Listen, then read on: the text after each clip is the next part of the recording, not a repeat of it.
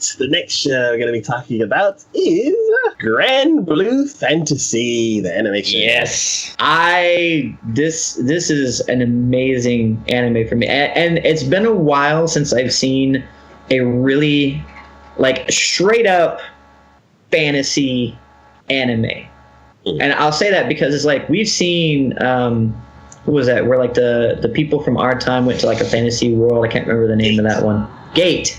Because I mean that's fantasy, but we're adding in elements of like our time. So it's kind of like it's kind of fantasy, but it's kind of not kind of thing. This is just straight up good old fashioned fantasy. You know, the only elements that I've seen so far that are even remotely like quasi-futuristic is like their airships, basically. Yeah. But even then, it's like we're using swords, we're using full armor. You know, we got people doing like magic stuff. This is like straight up fantasy. And to me, it does it so well. But I think part of that is because this came from a game.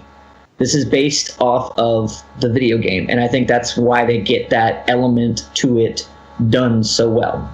And I think you probably, because you've seen at least the first one of this, right? Yes, I love first episode. Okay. I think you would at least appreciate the animation to it. Like the fight things and everything that happens between it, like the fluidity of how things go and all that. I'm like, okay, that's nice. That's a nice way of doing it. I like that.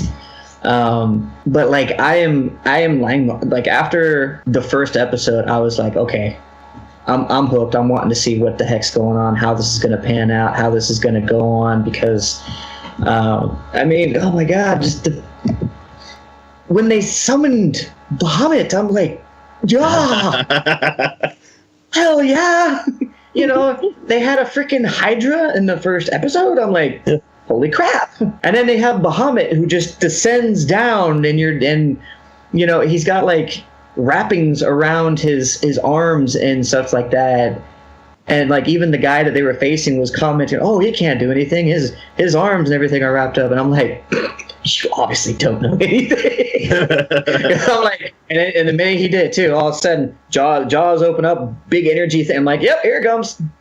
Bye. So it just, yeah, even now it just gives me shivers thinking about that moment. I love in animes moments like that. Moments of where you're just like, oh yeah, now you fucked up. You fucked up, you fucked up, you fucked up. Yep, bye. You know, that's the same feeling I got in like Overlord when I was watching that. Those moments where you're looking at it going, oh, now you fucked up. Yeah, nope, you fucked up. Nope, you're done. So, I mean, and I like the characters. I don't think there's anything about any of the characters, even the little dragon dude. I like the little dragon dude. I think he has his own, he's not just like the little sidekick, he has his own personality. I appreciate that. The female knight, I like seeing the female knight like that, like like she's like, usually you'd see like a male nap situation. I like seeing the female in that situation. Yeah, she's the one who rescued the princess. Yeah, I like that. Yes. That is nice. I appreciate that. And I like the fact that there's no, between the two of them, because basically you got two knight figures essentially in here, because you got the boy who's kind of like he's more a warrior and she's kind of more of a knight, so they're kind of similar in their own ways. But I like the fact that there's not, you can't say one way or the other. Like, he's got his own skill. Like, he's good on his own way. He was able to handle knights on his own. And she was also able to, I mean, she uses magic and talents too, but she also, so it's like, I don't feel like there's one or the other that's more powerful than, you know, one's not going to lean on the other more. I think they're about on equal terms as far as that goes. Now, when we start getting like the bigger overarching like battles and stuff like that, I'm sure there's going to be like, okay, kid's going to have to step up, summon something or with the help of the girl or whatever. And I see that, but it's like, I like the fact that there's a balance in between that.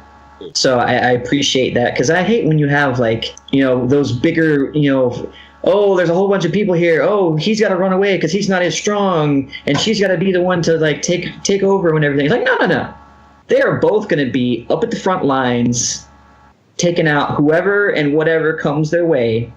You know, he might not necessarily be as experienced, but he's still going to be, you know, out there swinging, doing whatever he has to do. And I appreciate that. I think that's a nice way of doing it, because too many times you see him where that doesn't happen with characters. And it just makes it that much kind of boring, kind of, because you're like, oh, he's not going to do anything. He's going to end up failing. He's going to end up like, no.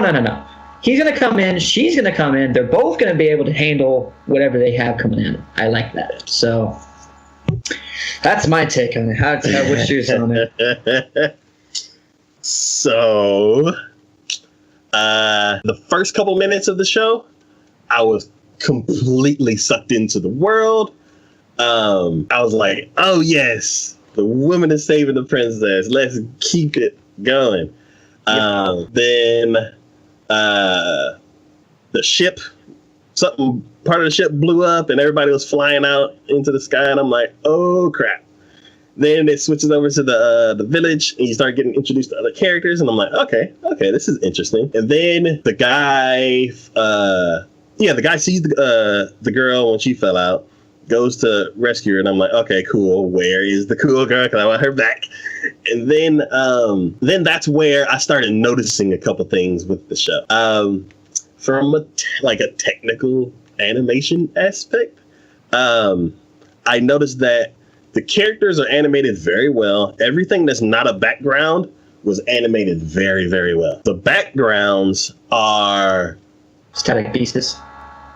They're even not static pieces, like they don't match the characters. Like they look like a bunch of paintings that look really nice, but then the characters they have this sketchy, like hand-drawn fluid quality to them, but they don't match up with the backgrounds. Like the lighting doesn't match, so they kind of stick out in certain scenes. And then when the dragon comes out, of course it's the CG and it's not going to match completely. But so I started noticing like 3 completely different styles all trying to work together, but not really fitting. I can get over that, just like I can get over a lot of animation styles.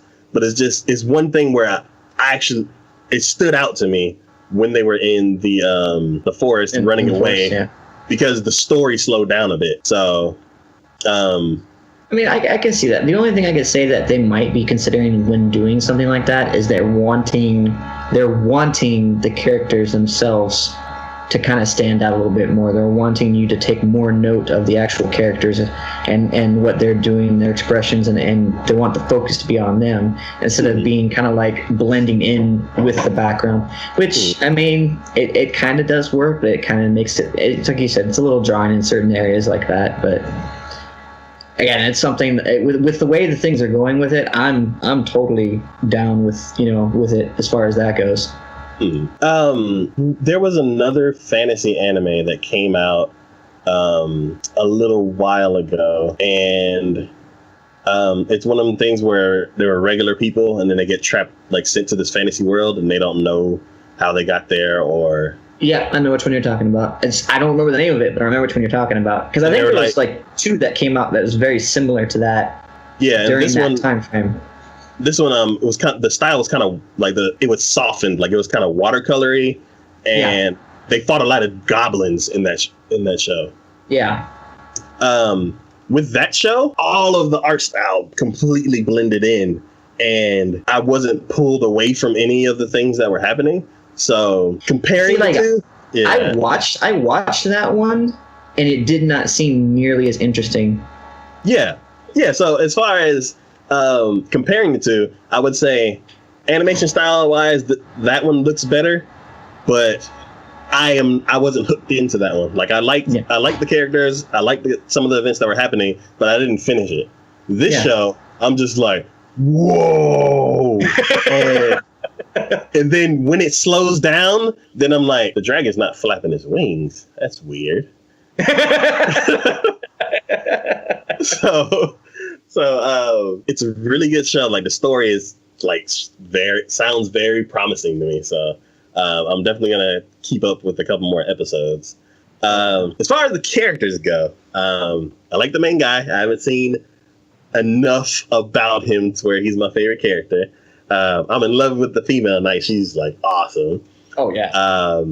The other girl, she kind of when she blew up that one crystal that that one dude had in that jar, I was like, yeah. And then he showed up with another one, and I'm like, damn it. If she does it again, he's just gonna be like, oh, let me go get another one. So I'm like, So I appreciate her character in the fact that she doesn't seem like she does have her moments of like I can't, but at the same time she can in some fashion handle herself a little bit. So I appreciate that. She's not a complete damsel in distress. Yeah. So. And then I think the only other character that I've met was the dragon. So which everyone refers to as a lizard. I'm not a lizard. So for me, I'm like really critical of like little mascot characters. And to me, that was like a little floating kid that was just around the guy. Because he was like, hey, what's that over there? And he wasn't like stupid. He was just a young kid. So we were like, oh, how did that happen? And it's like, yeah, he just doesn't understand it. Not how, I'm just saying stuff to say stuff. So yeah. And that kind of fits with the fact that you're looking at him going, he's probably a young kid anyways. You're like, yeah, that's pretty young looking thing. So, yeah. Yeah, so for him, I see him more as a young character than a bumbling idiot. Well, yes, but I see him more as a young character rather than the dragon that's with them. Yeah. So I like him as a mascot character. So did they show the floating islands that much? They mentioned it, but see it in the second. Oh, okay, because they're like, yeah, we're on a. You've only seen the first one, right? Yeah. Okay, yeah. Yeah, right when that other dragon showed up. Oh yeah. Okay, cool. Because I mean, they explain a little bit more about now what's happened to him and why like they're gonna have to stick together.